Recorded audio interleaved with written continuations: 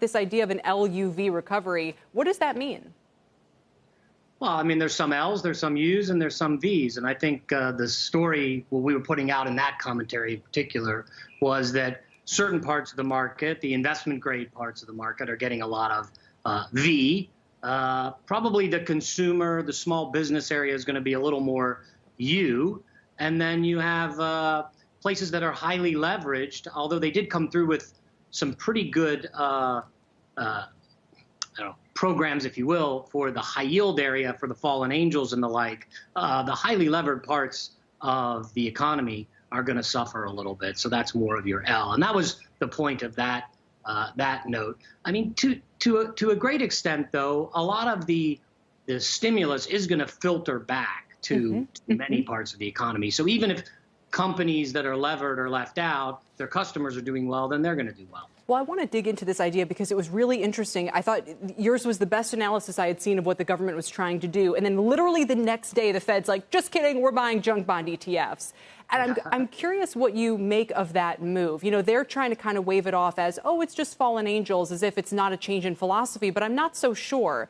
Would it have been better to just say we're buying everything because everything needs support? This is a strange time, as opposed to trying to say, because you quoted Yellen, who told Sarah Eisen, we're not trying to bail out, you know, those highly indebted parts of the economy. And now it seems like maybe they've changed their minds about that.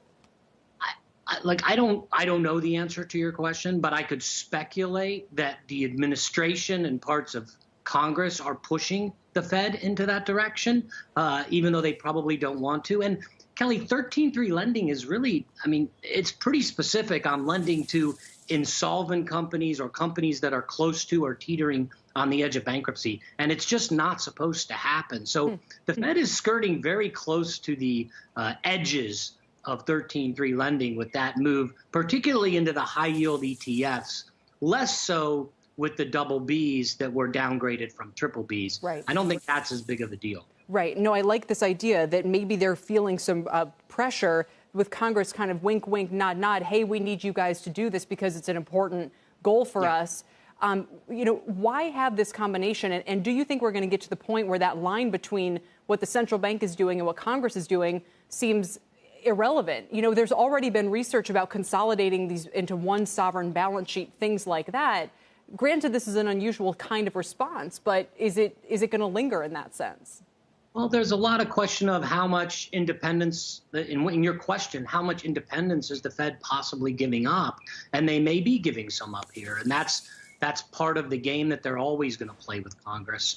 They always get more power, but they always lose a little bit more independence, because with that power comes the sort of the incentive for the folks down the road to try to push them to do something specific that might have political undertones. So the Fed is definitely venturing way, way, way outside of its normal mandate. And this is not just in high yield. Even going to Main Street, you know, you would have never thought back in 08 and 09 that the Fed would be directing lending to specific structures for small business and putting that on its balance sheet, or directly lending to municipalities. Wall Street was completely taken out of the municipal the municipal funding facility. They are lending directly to state and local governments under very specific rules. But again, this is a Fed that's gone a lot farther than anybody would have contemplated back in 09. And I think your question is a valid one. How political will this get? And the answer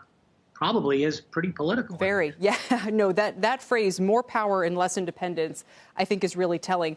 Last question. There is a lot of talk now about how inflationary some of these moves might be, not just in the sense of the trillions of dollars of balance sheet expansion, but again, the chronic shortages in some cases. Do you have to bid up labor in order to get people back to work, entice them with higher wages and so forth? I know that you're not usually in that camp, so I'm curious if you would give any credence to those ideas, or if you would say to people, no, that, you know, dismiss the idea that this is really going to be inflationary, that it's more the kind of deflationary slowdown we have to worry about.